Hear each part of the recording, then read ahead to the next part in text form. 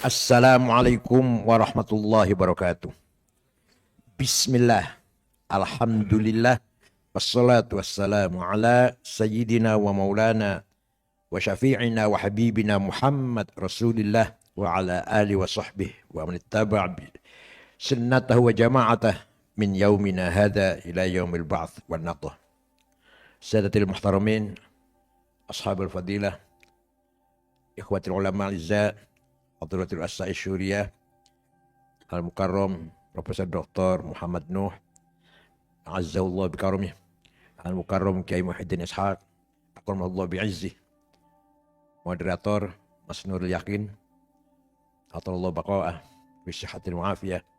Ayul ikhwah, setelah terbunuhnya Sayyidina Husain di Karbala tahun 63 Hijriah 10 Asyura, goncanglah dunia Islam. Cucu Rasulullah dibunuh dengan keji. Orang bisa terheran-heran tuh. Cucu Rasulullah. Baru saja Rasulullah kemarin, belum lama-lama amat lah. Dibunuh dengan keji. Badannya diinjak-injak, hancur dengan tanah Karbala. Kepalanya diusung ke Kufah, diarak keliling kota Kufah. Kemudian dibawa ke Suriah, dari Kufah dibawa ke Damaskus di kereta dengan istrinya, kakaknya, anaknya. Istrinya Fatimah, kakaknya Zainab, Sayyidah Zainab, anaknya Aziz Abidin, dan kepala. Kalau saya barangkali kepala ayah saya dan saya dari Cirebon ke Jakarta lagi itu. Coba bayangkan. Sampai ke Damaskus, dipajang 3 hari 3 malam, orang lewat suruh ngeludain semuanya atas perintah Yazid. Setelah 3 hari, Sayyidah Zainab menghadap Yazid. Apakah belum cukup 3 hari? Ya udah, silakan cukup.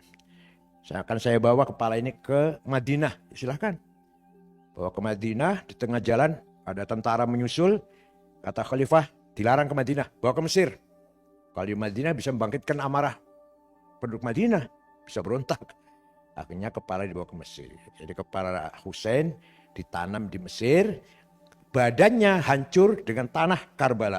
Maka orang Syiah kalau sholat pasti bawa turba Karbala, ya kreweng, apa bahasa Jawa apa?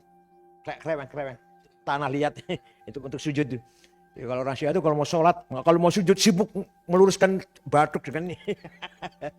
Kalau kita masuk masjid Syiah, yang biasa kita rak itu isinya Quran, itu isinya kreweng. Tanah itu. Iya, kalau selesai ditaruh situ. Nanti pas sholat bisa ambil satu.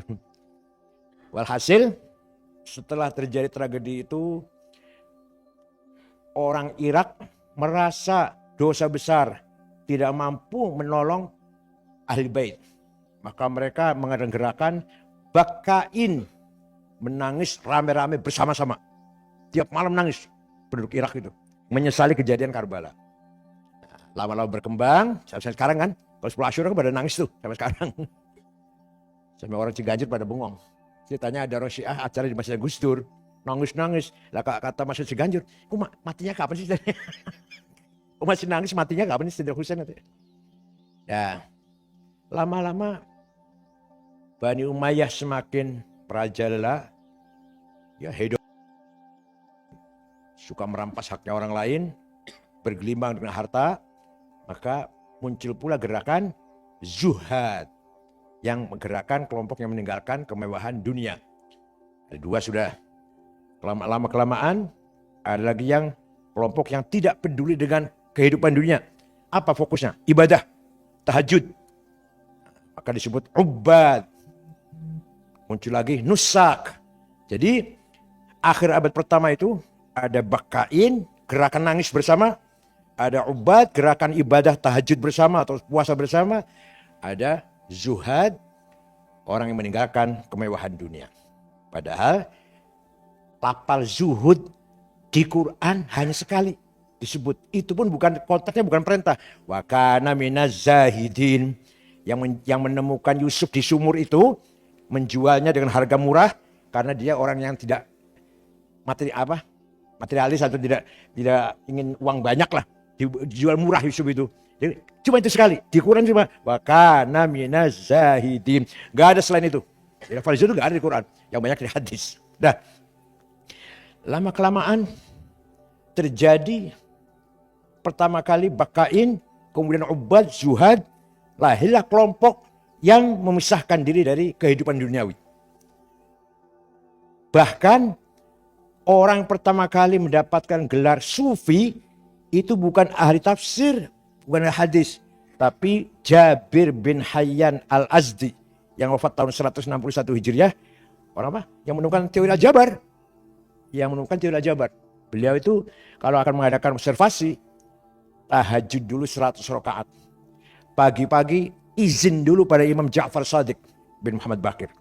Baru melakukan observasi. Itu orang dulu seperti itu orang dulu. Kalau kita kan, kalau di SAG udah percaya karomah, udah gak percaya. Itu pertama kali orang bergelar sufi. Yang kedua, Abu Hashim Al-Kufi, tinggal di Kufah. Imam Sufyan Tsauri berkata, "Maziltu urai hatta ujalisu Abu Hashim Al-Kufi." Selama ini saya ini jadi orang yang riya. Kata Abu Sufyan Tsauri, ini mujtahid Abu Sufyan itu. Hanya madhabnya hilang. Mengatakan selama ini saya ini riya. Sampai saya mengaji pada Abu Hashim Al-Kufi. Baru saya bisa meninggalkan riya. Apa itu kata Abu Hashim Al-Kufi? Ada'ul amal li ajli nas syirk wa tarkuhu li ajli nas riya. Sholat Jumat di depan sendiri supaya dipuji orang, musyrik. Sholat Jumat di belakang sendiri supaya tidak dipuji orang, riya. Sedekahnya 100 juta supaya dipuji orang, musyrik. Sedekahnya 1 juta saja takut dipuji orang, riya. Baca Qur'annya keras, suaranya enak supaya dipuji orang, musyrik. Baca Qur'an pelan-pelan saja takut dipuji orang, riya. Walhasil kalau masih manusia menjadi pertimbangan, itulah riya. Itu Abu Sufyan Tsauri sendiri baru paham tentang riya setelah ngaji pada Abu Hashim Al-Kufi. Kemudian yang ketiga, orang bergelar sufi pertama adalah Abdul Karim bin Uthman yang terkenal dengan panggilan Abdak. Adapun orang pertama kali mendefine tasawuf yaitu Ma'ruf Al-Karhi, wafat tahun 200 Hijriah. Ma'ruf Al-Karhi ini tadinya Kristen, namanya Fairuzan. Masuk Islam di tangan Imam Ali bin Ja'far Shadiq, bin Musa Al-Kadim, Ali bin Musa Al-Kadim bin Ja'far Shadiq bin Muhammad Baqir bin Zainuddin bin Husain bin Ali Sayyidina Ali. Wafatnya pun Al-Kadim wafatnya kecempet apa?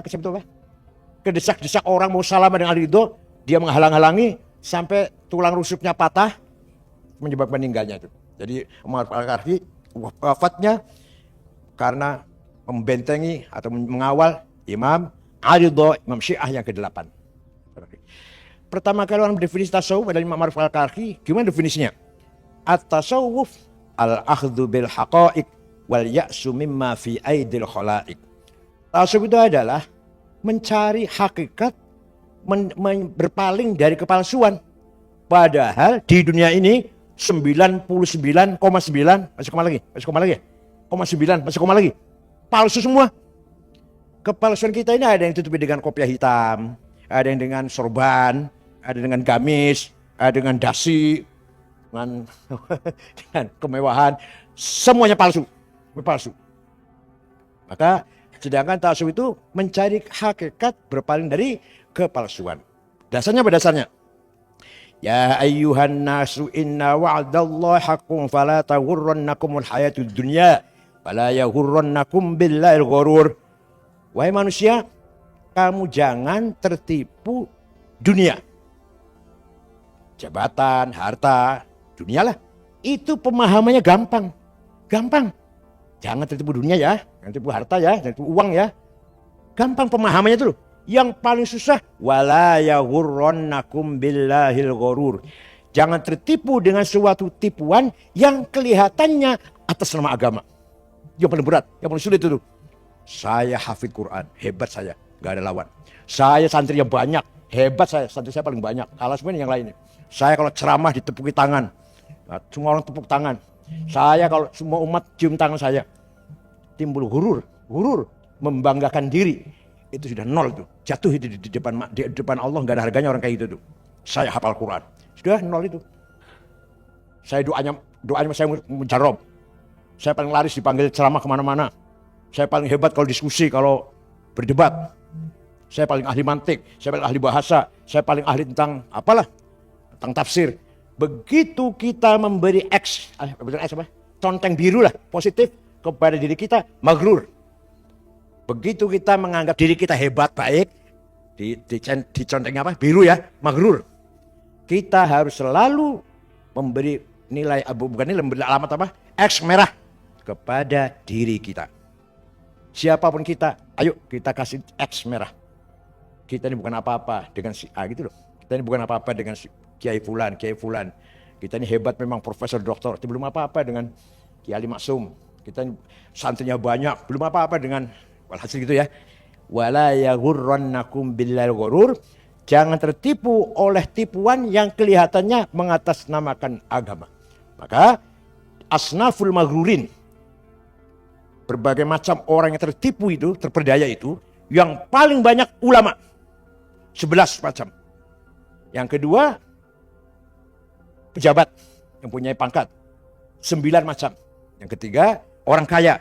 6 macam. Jadi godaannya ulama itu besar sekali. Begitu saya hebat, saya paling dekat dengan Allah, saya paling mujarab doanya, saya santrinya paling banyak, saya hafid Quran. Di depan mata Allah, 0 orang itu. Maghrur bi anfusihim, maghruruna bi anfusihim, wala yaghurrannakum billahil ghurur. Apalagi saya ketua umum PBNU. Aduh, apalagi itu, apalagi. Saya PBNU 2 periode lah, udah gak ada apa-apanya bagi Allah itu. Ya, itu penjelasan dari Ma'ruf Al-Qarafi. Kemudian berkembang definisi dari Dhunnun Al-Misri. Lahir di Mesir, namanya Ibrahim bin Akhmim. Agak maju definisinya. Sufi adalah qaumun atharullaha ala kulli syai' fa atharahumullah ala kulli syai'. Orang sufi orang yang mendahulukan Allah mengalahkan selainnya, maka Allah akan mendahulukan dia mengalahkan selainnya. Ini sudah mulai timbal balik. Mulai ada timbal balik antara kita dan Allah. Itu Dhunnun Al-Misri. Datang, itu wafat tahun 245 Hijriah. Datang Abu Yazid Al-Bustami, wafat tahun 251. Memberikan definisi tasawuf. Sifatul haqqi yalbasuhal khalqu. Sifatnya Allah dipakai oleh makhluk. Baru sufi itu. Saya pemakai sifatnya Tuhan Ar-Rahman misalkan. Itu baru saya sufi itu. Apa artinya? Kita ketika berdoa pada Allah, ya Rahman irhamni. Itu ya. Ya Razzaq urzuqni. Kalau orang sufi, ya Allah ya Rahman, berilah sifat Rahmanmu untuk aku pakai supaya aku bisa merahmati yang lain. Bukan rahmatilah aku, bukan. Berilah sifat rahmatmu untukku supaya aku bisa memberi rahmat kepada orang lain. Jadi berilah sifatmu kepada aku lah kira itu supaya aku bisa memberi rahmat kepada orang lain. Bukan kepentinganku, bukan. Itu definisi Abu Yazid Al-Bustami. Datang Abul Qasim Al-Junaidi Al-Baghdadi mengatakan at-tasawuf alla alaqat antakuna ma'allah bila alaqah. Hendaknya kamu dengan Allah enggak ada hubungan. Bukan hubungan antara abid dan Rob. Bukan hubungan antara yang ibadah dan yang disembah. Itu masih transaksional itu. Kamu sholat, saya sholat agar masuk surga. Ayo, berarti kepentingan siapa itu? Supaya saya enak. Supaya sama surga, supaya nikmat. Loh, lillahi ta'ala apa li nafsika itu? Usolli fardhu dhuhri lillahi ta'ala, bohong. Li nafsika sebenarnya itu. Saya sholat zuhur lillahi ta'ala, bohong. Supaya saya sholat karena ingin masuk surga. Kalau surga supaya saya enak, supaya saya nikmat. Gitu kan, dapat bidadari cantik dan sebagainya lah. Berarti li nafsika itu bukan lillahi ta'ala. Jadi dengan Allah itu jangan ada transaksional. Hendaknya dengan Allah itu tidak ada hubungan yang bersifat transaksional. Kalau kamu ibadah supaya ingin dapat pahala, sama dengan kuli. Nyangkul, kerja, dapat bayaran. Kalau kamu zuhud karena ingin nanti pahala yang lebih mulia atau lebih baik daripada dunia ini, berarti kamu kayak jual beli, pedagang. Jual sekian nanti supaya dapat untung sekian. Tapi kalau kamu ibadah lillahi ta'ala, baru itu ibadah ta'abbud lillah wa taqarrub lillah. Itu Imam Junaid. Al-Hallaj mengatakan apa? At-takhalluq bi akhlaqillah. Jadi tasawuf itu adalah kita mempunyai sifat hampir sama dengan tadi dengan Abu Bustami dengan sifat Allah. Walhasil mulailah rame tentang diskusi tentang maqamatir ruhaniyah, pertama kali yang berbicara itu adalah Dhunnun al-Misri. Bahwa ruhani kita ini harus punya station, harus punya apa? Pangkat, makom. Pertama, makom adalah makom taubat. Ini kalau dibahas taubat juga 2 hari nih. Taubatul awam, taubatul ulama, taubatul muhaqqiqin. Taubatul awam, taubatnya kita ini dari dosa. Taubatul ulama dari ghaflah wan nisyan.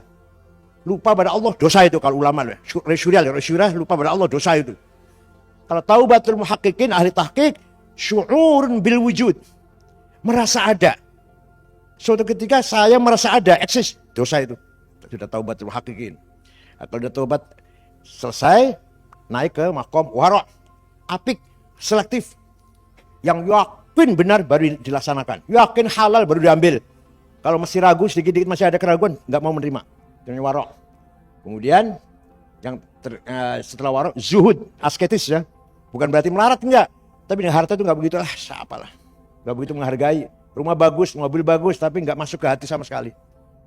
Alhamdulillah ada rumah bagus. Kalau enggak ada hilang pun silakan, enggak akan nangis lah. Seandainya dunia itu hilang, enggak ditangisin lah. Jabatan hilang enggak ditangisin. Kayak Gus Dur tuh, jangan diserahkan dari presiden, apa enggak kita kita lawan lah gitu. Alah, jabatan presiden kok jebotin. Jabatan presiden aja kok ditangisi. Udah akhirnya wis. Itu Gus Dur. Dan bajunya Gus Dur selama jadi presiden, batik, celana, baju, jas, sepatu yang bagus-bagus ketika di sana ditinggal. Nggak dibawa pulang ke rumah, nggak ada. Ditinggal di istana. Entah siapa yang mewarisi itu. Bagus-bagus semua itu selama jadi presiden kan. Tiap minggu ganti penampilan batiknya itu. Ditinggal. Ada yang dibawa pulang. Makanya kembali penampilannya kan seperti sebelum jadi presiden lagi kan. Apa ada celananya itu. Walhasil gitulah. Nah, makomatul ruhaniyah terjadi 3 fase. Fase pertama takholli, proses cleaning, yaitu 3 tadi, gampangnya 3 lah. Taubat, wara', zuhud. Sudah selesai takholli, tahalli, proses dressing. Mulai diisi, dihiasi, kalau udah bersih dihiasi. Apa? Sabar, tawakal, ridho, syukur. Enak, ngomong gini enak cepet ya. Padahal ngelakuin juga. Ngelakuin luar biasa ini, hanya cepet-cepetan bisa. Nah, ketika takholli itu biasa terjadi kondisi spiritual yang spontan, kadang merasa bako, kadang merasa fana. Kalau sudah tahalli, kondisi spiritual yang spontanitasnya kadang merasa apa? Kadang merasa khauf, kadang merasa roja. Kadang dengan Allah takut banget, kadang dengan Allah itu optimis banget. Itu kalau lagi tahalli. Dah, muhlikat kita hilangkan dulu. Ektas negatif yang akan menjerumuskan kita. Apa? Takabur, hasud, iri, dengki, suudon, adawah, bagdo. Apalagi? Ya itulah. Itu namanya muhlikat yang bisa menjatuhkan kita ke jurang kecelakaan. Kalau sudah tahalli diisi dengan munjiat yang menyelamatkan kita. Ektas positif. Makanya sabar, tawakal, ridho, dan syukur. Sudah selesai 2 itu, baru masuk fase yang serius. Tahalli nggak serius itu. Nggak serius enggak. Nggak serius amat gitu loh. Kalau sudah yang ketiga baru serius banget. Namanya apa? Tajalli. Dah. Siap mendengarkan? Siap mendengarkan tajalli? Alhamdulillah. Allah adzatul mutlaqah al-mujarradah anin nisabi wal idhafat. Allah adalah the absolute one existence without relation. Allah dulu sendirian, sendiri. Wujud al-hadratul ahadiyah. Apa? Al-hadratul ahadiyah. Allah sendiri. Gak ada siapa-siapa. Maka kemudian, ini kata-kata kemudian saya ini. Di sana gak ada kemudian. Ketika saya menceritakan sama ente ini, saya ada kemudian gitu kan ya. Saya, di sana gak ada kemudian. Kemudian Allah ingin mengenal dirinya. Sebenarnya saya ini siapa sih ya? Saya ini siapa sebenarnya nih? Kata Allah gitu. Kira-kira ini gampangannya supaya gampang. Saya ini siapa sih ya? Begitu Allah ingin mengenal dirinya, langsung ada 2. Yang mengenal dan yang dikenal. Ternyata begitu Allah ingin mengenal dirinya, muncullah Asmaul Husna. Yang 99 tadi. Proses dari Dzat Asmaul Husna namanya Al-Faidul Aqdas. The most holy emanation. Faid apa? Faid itu apa? Bahasa bleber, luber. Apa? Limpah itu, luber. Yang sangat suci, ya the most holy ya, emanation. Jadi aku sopo tuh, saya ini siapa ya? Begitu Allah menghendaki saya siapa, langsung muncul Asma'uhul Husna. Mudah-mudahan hafal semua, mudah-mudahan hafal semua ini. Masa nggak hafal syuriah? Nah setelah ada Asmaul Husna namanya Al-Hadratul Wahidiyah. Apa? Kalau tadi Ahadiyah, sekarang Wahidiyah. Ternyata saya ini alkoholik. Kira-kira itu supaya gampang nih. Padahal kata Allah yang enggak gitu, hanya saya menceritakan supaya gampang. Ternyata aku ini alkoholik. Ternyata aku ini al-alim. Ternyata aku ini al-qadir. Ternyata aku ini apalagi lah al-razik. Begitu Allah mengetahui dirinya alkoholik, ya pasti ada makhluk dong. Tidak sekali-kali kholik ya pasti. Masa namanya kholik gak ada makhluknya? Allah namanya kholik, pencipta. Masa gak ada yang diciptakan? Allah bernama Rozik yang memberi rezeki. Masa gak ada marzuknya? Paham tidak paham ya? Maka begitu ada Asmaul Husna, lahirlah Al-A'yanus Thabitah. Entitas laten. Laten itu apa laten itu? Ma bainal wujud wal adam. Dikatakan ada, belum konkret, dikatakan tidak ada, sudah ada. Namanya laten namanya. Awas bahaya komunis laten kan itu ya. Awas bahaya laten komunis. Dari komunis masih ada tapi belum enggak muncul sih. Laten namanya. Al-Thubut. Thabita itu laten. Pak siapa? Kautsar Azhari nulis di bukunya itu entitas permanen. Salah. Thabita bukan permanen, laten. Ma bainal wujud wal adam. Nah, apa itu? Ada selatan. Semua yang ada itu ada di situ, sudah hadir di situ. Tapi belum konkret. Katakan manusia, dari Adam sampai akhir manusia di hari kiamat nanti, dari akhir nanti, ada semua sudah arwahnya. Nah, kata mubaligh, alam arwah, kata mubaligh itu. Alam apa? Itu al-a'yanus tsabitsah. Dari Asmaul Husna menuju al-tsabitsah namanya al-faidul muqaddas. The holy emanation. Muqaddas, bukan akdas. Kalau tadi akdas, sekarang muqaddas. Dah, semua kumpul arwah itu dari A sampai Z lah, sampai dari Adam sampai manusia terakhir. Kemudian proses terjadi tajalli ghaibi. Apa namanya? Apa bahasa Inggrisnya? Manifestasi masih ghaib, manifestasi tapi masih ghaib. Apa itu? Muncullah nuqtah markaziyah. Ya, central point. Poin sentral apa? Nur Muhammad. Dari Al-Thabitah melalui poin center namanya Nur Muhammad. Nur Muhammad itu siapa itu? Muhammad itu adalah al-wujudul haq alladzi khalaqallahu khalqa bihi. Al-wujudul haq alladzi khalaqallahu khalqa bihi. Wujud hak yang oleh Allah dijadikan perantara untuk mewujudkan yang lain. Jadi Nur Muhammad itu kholik, bukan kholik. Makhluk, bukan makhluk. Nur Muhammad itu wujudul haq al-makhluq bih.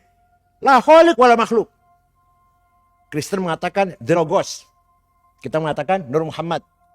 Majusi mengatakan Kiomarth. Ya Greek mengatakan Denus. Al-Aqul Awal. Walhasil ini filsafat sudah semuanya udah tahu lah bahwa asal muasal alam materi itu berasal dari alam yang non materi, imateri, menjadi materi, menjadi parsial ini melalui satu nuktah, satu poin, kita istilahnya Nur Muhammad. Kalau Kristen mengatakan the logos, kalau Yunani mengatakan the nous, kalau Majusi mengatakan Kiomarth. Walhasil Nur Muhammad adalah kalimat kun. Nur Muhammad itu kalimat kun, fayakun. Lah, ketika Nur Muhammad itu muncul, di situ Allah tajalli ghaibi. Tajalli tapi masih ghaib. Allah sudah mulai nampak tapi masih ghaibi. Dari Nur Muhammad itulah terjadi tajalliyat, beberapa penampilan Allah yang bersifat syuhudi atau tanazzulat, dekadensi, turun. Wujudnya Allah itu turun sudah. Atau ta'ayyunat, identifikasi. Bahasa Jawanya jelenggereng. Konkret jelenggereng, ta'ayyun. Kahanan, menjadi kahanan. Bahasa Jawanya kahanan, ain. Jadi kita ini tanazzulatnya Allah, ta'ayyunatnya Allah, tajalliyatnya Allah kita ini. Ya, melalui Nur Muhammad. Oleh karena itu, kita harus selalu sadar bahwa diri kita ini adalah, dalam diri kita ada apa? Ada nafkhah rabbaniyah, divine gas, ada tiupan Allah. Maka kalau kita sadar bahwa kita tiupan Allah, la khaufun alaina wala nahnu nahzan. Tidak usah takut, nggak usah minder. Di dalam diri kita ada nafkhah ilahiyah, ada nafkhah rabbaniyah. Mempunyai kekuatan luar biasa, mempunyai amanah, kepercayaan diri yang luar biasa. Beda dengan tasawufnya yang biasa itu. Kalau tasawuf yang biasa itu adalah Abdul Hakir, Dzalil, Fakir. Saya ini hamba yang hina, yang gak punya apa-apa, yang gak bisa apa-apa. Aduh, malah menjadi mundur Islam itu. Tapi kalau tasawuf dari Ibnu Arabi, di dalam diri saya ada nafkhah rabbaniyah. Kenapa takut? Kenapa minder? Kenapa putus asa? Gak boleh kita putus asa. Kalau dalam diri kita ada apa? Nafkhah rabbaniyah. Saya adalah tajalli min tajalliyatillah. Gak usah takut. Itu jadi kata Gus Dur waktu muktamar di Krapyak. Saya belum pulang. Saya baca di majalah Umat waktu itu.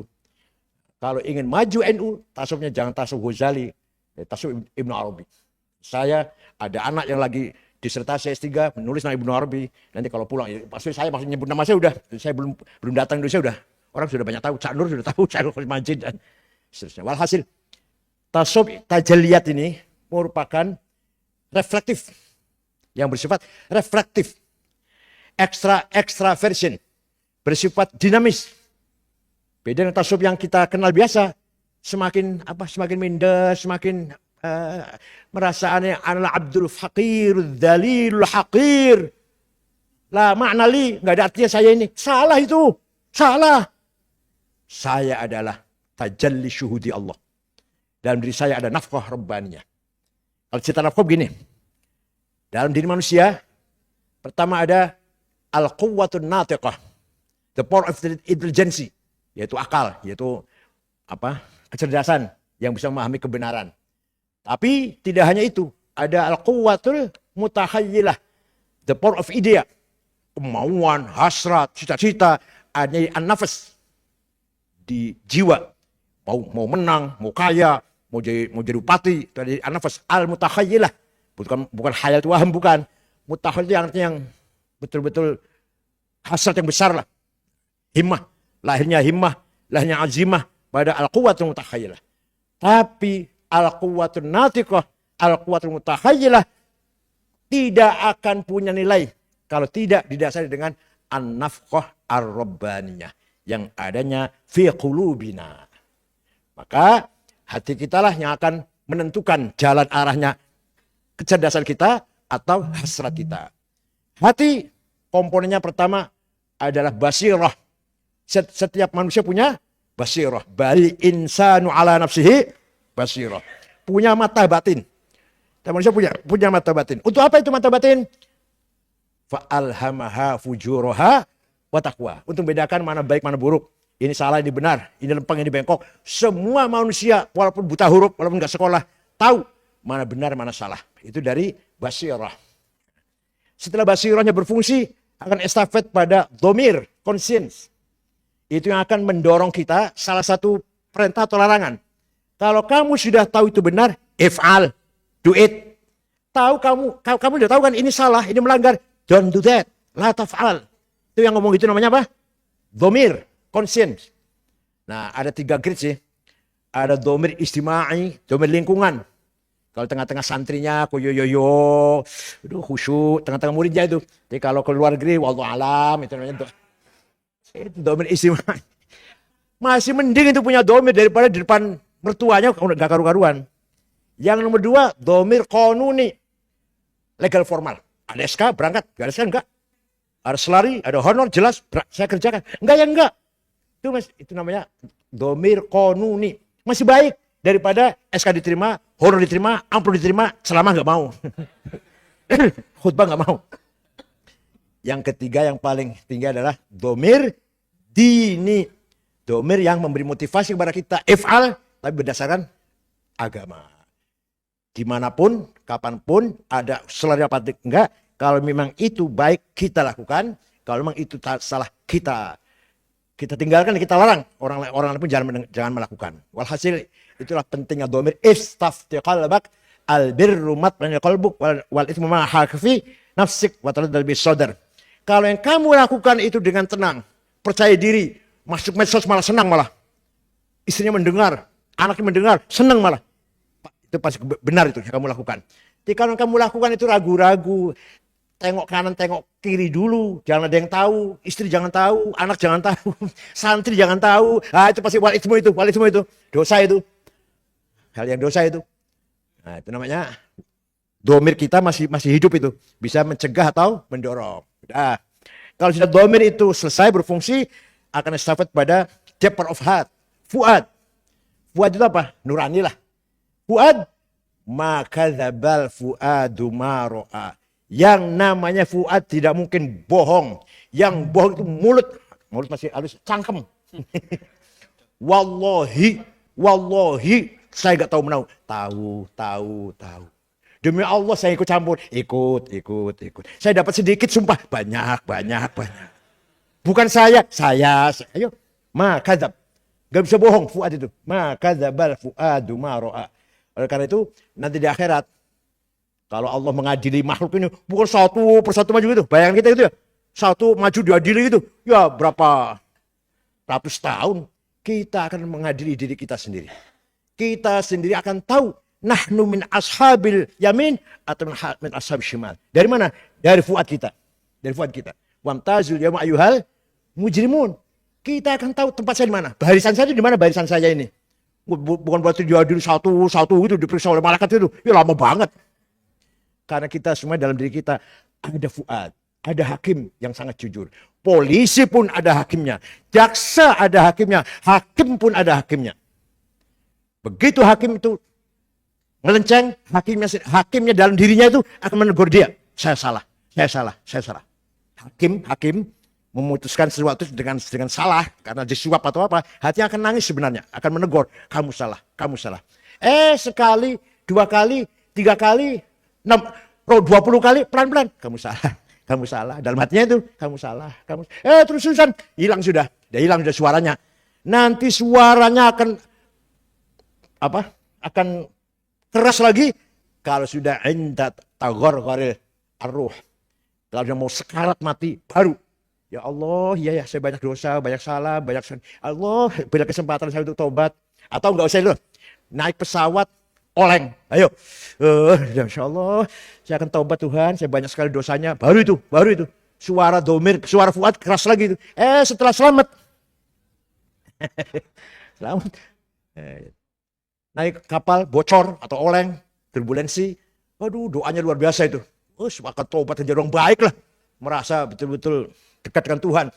Begitu selamat selesai, wallahu a'lam. Nah ketika lagi oleng itu apa itu? Itu suara fuad. Suara kejujuran. Yang bukan suara kepalsuan. Saya banyak dosa, saya banyak melanggar, ampunilah saya. Ya Allah, itu suara fuad itu. Ketika lagi, atau lagi sakit parah. Itu suara fuad itu. Ya, kalau sudah sembuh ya Allah alam sih. Walhasil itulah yang namanya kolbu. Setelah itu nanti ada asror. Kekuatan yang sekret. Kalau asror maunya yang siri lagi. Gak mau yang konkret. Gak mau yang kasat mata. Karena kekuatan asror. Maka yang mau dilihat adalah yang asror. Itu kekuatan asror. Banyak ceritanya lah. Banyak sekali ya. Gus Dur paling banyak. Ke Australia. Nginepnya di rumahnya Pak Fakhri Ali. Fakhri Ali lagi S3 di sana. 3 hari sudah nginep di Fakhri Ali. Suatu malam lihat TV. Pak Fakhri, istrinya, Gus Dur. Jam 8:30 Pak Fakhri, permisi Gus, mau istirahat. Ya silakan. Pak Fakhri masuk kamar dengan istrinya, Gus Dur masih nonton TV. 10:30 istrinya Fakhri Ali keluar. Gus Dur ngorok. TV masih nyala, dimatiin. Jadi matiin mbak. Itu lagi seru-serunya itu. Kelihatannya ngorok tapi masih lihat TV itu ceritanya. Ini yang cerita Pak Fakhri sendiri nih, dengan istrinya cerita itu. Ahmad Tirto Sudiro, ketua DPA, menghadap presiden, lapor, tidur ngorok. Tersinggung, Jenderal Ahmad Tirto Sudiro tersinggung. Gimana nih? Teruskan apa enggak? Teruskan. Terus lapor. Kita selesai apa? Sudah dijawab. Apa yang tadi dilaporkan oleh Ahmad Tirto Sudiro oleh Gus Dur dijawab. Pada tadi tidur padahal. Selesai itu Ahmad Rosudiro ngomong sama wartawan di luar. Tadi waktu saya laporan presiden tidur, kok bisa jawab ya? Itu pengakuan dari ketua DPA Jenderal. Masih hidup nggak ya? Masih hidup nggak? Masih hidup nggak Ahmad Rosudiro? Udah meninggal ini. Walhasil yang seperti itu banyak. Contoh, ziarah ke Sunan Ampel jam 12 malam. Rombongan Haji Masnu, saya, Sulaiman, Gus Nukman. Kita yang lain disuruh zikir keras, gak boleh pelan. Loh, sampai capek lah. Loh. Gusnya diem aja, diam saja. Selesai ziarah, ngeten Kang Said. Tadi Sunan Ampel ngendikan ngeten. Tadi Sunan Ampel berkata begini. Coba, itu kekuatan asrar. Ya banyak kalau mau cerita itu banyak sekali. Syekh Wasil An-Nisaburi yang di Kediri itu punya cerita seperti itu. Syekh Subakir, Ahmad Subakir punya cerita seperti itu. Dan wali-wali yang lain juga banyak. Nah, setelah asrar namanya kekuatan latifah, lataif. Dulu ayah saya ketika ngajar memberi makna latifah paling sulit. Barang lembut. Barang lembut, barang halus. Sekarang kita mengartikan lebih gampang. Software. Gampang kan? Latifah itu software. Kekuatan soft yang bisa menangkap Lauh Mahfud. Bisa menangkap ilmu lauh wal qalam. Itu software. Contoh, Sayyidina Umar. Dapat surat dari gubernur Mesir. Ya Amirul Mukminin, Sungai Nil surut. Dulu sebelum Islam, kalau Sungai Nil surut, pertanda dia minta tumbal. Tumbalnya gadis cantik, dikasih perhiasan lengkap, dibuang ke sungai, nanti air datang, si gadis ditelan air. Sekarang sudah Islam bagaimana? Sayyidina Umar ambil kertas, ambil pulpen kepada saudara Sungai Nil. Kalau kamu mengalirkan air karena Allah, mengalirlah, kami butuh kamu, butuh airmu. Tapi kalau kamu ngalir karena ingin perempuan cantik, gak usah ngalir, kami gak butuh kamu. Dilempar ya sana ya, bawa ke Mesir, dilempar ya. Dilempar bawa ke Mesir. Sampai sekarang. Gak pernah surut. Ada dalam sejarah. Bukan karangan saya. Bukan. Ada dalam tarikh itu. Jadi Sungai Nil sejak itu sampai sekarang gak pernah surut. Berkat karomahnya suratnya Sayyidina Umar. Ibnu Khattab. Banyak lagi lah. Cerita itu banyak lagi. Atau Perang Badar. Sudah pedang habis, senjata habis. Masih ada satu yang belum kebagian pedang. Siapa namanya? Ukasyah bin Muhsin al-Usdi. Apa ya? Nggak ada golok, nggak ada ketep, nggak ada. Rasulullah ngambil pelapahnya korma. Nih, mana sana? Itu nanti Ukasha dengan pelapah korma bisa membunuh beberapa orang Quraisy, orang kafir. Maka terkenal Ukasha itu kan sakti ya, sakti. Doa Ukasha. Ya banyaklah kita semua tahu lah dalam kitab cerita seperti itu. Itu adalah kekuatan lataif atau latifah. Itu sekilas seperti itu tasawuf itu. Jadi kita mari memahami tasawuf bukan identik dengan kekumuhan, dengan kemunduran, dengan keterbelakangan. Bukan. Ini. Musibahnya tarekat. Terus terang saja. Tarekat ini akibatnya negatif. Kalau secara ilmiah lu ya.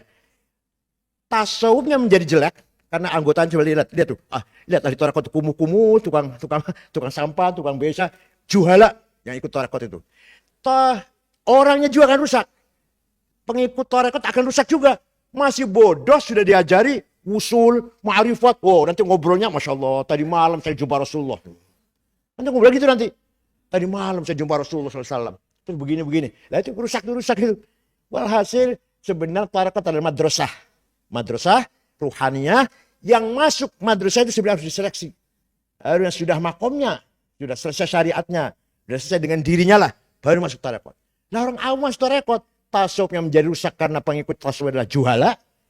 Dia yang orang ini juga rusak karena sudah menganggap mendapatkan makom. Hampir wali lah udah, merasa hampir wali tarekat itu. Ini kan bahaya juga. Jadi sebuah kritik pada tarekat. Tapi kalau tarekatnya betul-betul madrasatir ruh, madrasah ruhaniyah, ya baik, monggo.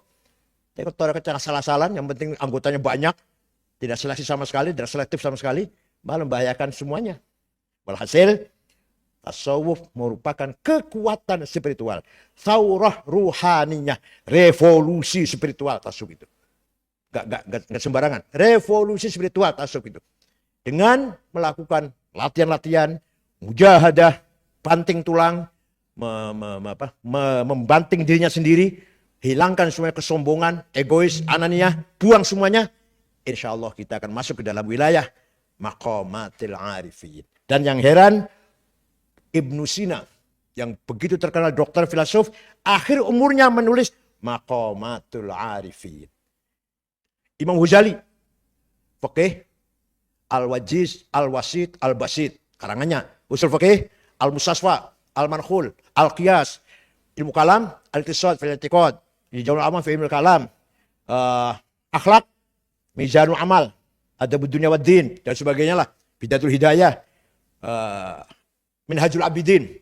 Terakhir, dia menjadi rektor kan? Dia menjadi rektor, sudah 2 tahun jadi rektor. An-Nizamiyah. Baru sadar. Setiap hari ini umur saya semakin mendekatkan saya kepada Allah apa tidak? Ternyata tidak, kata Ghazali. Ternyata tidak. Rutinitas. Pagi, sholat subuh, wirid, sarapan, ke kantor, ngurus administrasi, tanda tangan, ngajar, sampai duhur, makan siang, istirahat. Nanti asar, terima tamu, maghrib, terima tamu, tahlilan atau jami'an. Tiap hari rutinitas seperti itu. Apakah rutinitas kita semakin hari semakin mendekatkan kita kepada Allah apa tidak? Ternyata kata Ghazali, ala syurfin har, ala apa? Ala syur jahannam. Saya ini sudah ada di bibirnya jahannam saya ini, kata Ghazali. Akhirnya dia tinggalkan kedudukan rektor An-Nizamiyah, permisi pada Khalifah Al-Mustadhiri. Khalifah, permisi, saya mau haji. Ya nggak bohong sih, nggak bohong. Tapi asal haji Pak Khalifah membolehkan. Kalau asalnya cuma akan mengembara, nggak boleh meninggalkan An-Nizamiyah. Ya silakan kalau mau haji. Betul, Ghazali haji, nggak bohong nggak. Tapi di samping haji, sampailah ke Yerusalem, kemudian sampailah ke Damaskus, mengucilkan diri uzlah di menara Masjid Al-Amawi di Damaskus. Masjid yang didirikan oleh Walid bin Abdul Malik. 4 bulan mengunci diri. 4 bulan selesai, keluar, apa kata dia? Fakana makana mimma lastu adzkuruhu fadunna khairan wala tas'al al khobari. Apa yang terjadi, terjadi. Nggak usah tanya. Husnudon saja ya. Husnudon saja ya. Saya nggak bisa menceritakan. Saya tidak bisa menceritakan apa yang saya alami ketika uzlah. Fakana makan mimma lastu adzkuruhu. Yang nggak mungkin saya ceritakan. Fadunna khairan. Husnudon saja deh. Wala tas'al al khobar. Jangan tanya kabarnya seperti apa. Pulang ke Nizamiyah. Mencoba ngajar. Masuk kelas. Gak bisa ngomong. Yang mau saya ajarnya apa? Oke. Oke ilmu khelah. Begitu ilmu jalan keluar. Oke itu ada ilmu jalan keluar. ilmu khelah. Ilmu jalan keluar. Nahu. Sorob. Itu kulit kacang itu. Apa? Filsafat. Bohong. Banyak salah filsafat itu. Tahap falsafah banyak sekali. Apalagi? Semuanya ilmu gak ada artinya kecuali ilmu tasawuf. Nah, sedang ilmu tasawuf itu laisa bil qila wal qal. Tidak bisa dijelaskan, enggak bisa diterangkan. Bagaimana menerangkan menjadi ilmu qulub? Ini ilmu qulub, bagaimana menerangkan dengan lisan, dengan redaksi. Akhirnya dia tidak sanggup ngajar. Pulang ke kampungnya Tus. Tidak lama beliau meninggal dunia. Kita akan meninggal. Minta kain kafan. Habis sholat subuh, kain kafannya ditutupkan ke mukanya dan a'id ila rafiqil a'la. Itulah Imam Ghazali. Dan beliau menyesal saya tidak mendalam tentang hadis. Maka pada akhir umurnya dia belajar hadis. Seandainya umurnya panjang akan lahir Bukhari kedua. Sayang tidak panjang. Umur 55 wafat beliau. Itulah khazanah turas. Turas apa? Perbendaharaan khazanah peradaban Islam. Ada orang semacam Ghazali, ada semacam Ibnu Arabi, ada semacam Asy'ari, Maturidi dan seterusnya. Itu merupakan perbendaharaan khazanah peradaban kita. Silahkan tanya pada agama lain. Bukan menghina, bukan. Silahkan tanya ke gereja. Pendeta, Romo, di sini kalau baca Bible ada tajwidnya enggak ya? Ada enggak idgham, idhar, iqlab, ikhfa, qalqalah, matobi'i, mad lazim? Enggak ada.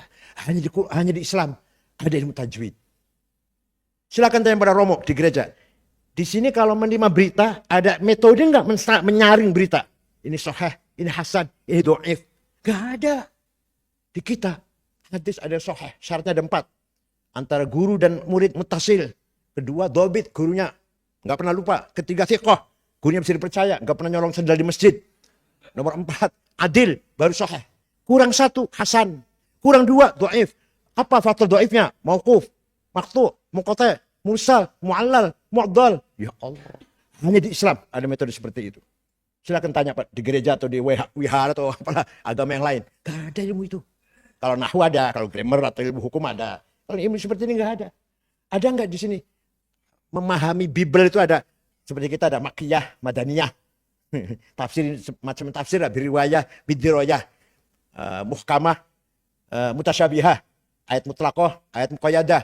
Ayat ammah, ayat khosoh, nasikhah, mansukhah, hakiki, majazi. Monggo tanya di gereja. Ada nggak ilmu itu? Ketika kita memahami Quran kan gitu. Ini ayat mutasyabihah, ini muhkamah, ini ayat majazi, ini hakiki, ini ammah, ini khosoh. Silakan tanya pada gereja, ada nggak? Ternyata kita kaya dengan thaqafah dan hadar. Kaya raya kita ini. Yang agama lain tidak punya. Tidak punya. Saya kira itu, mudah-mudahan ada manfaatnya. Silakan dikembangkan dengan terima kasih. Wassalamualaikum warahmatullahi wabarakatuh.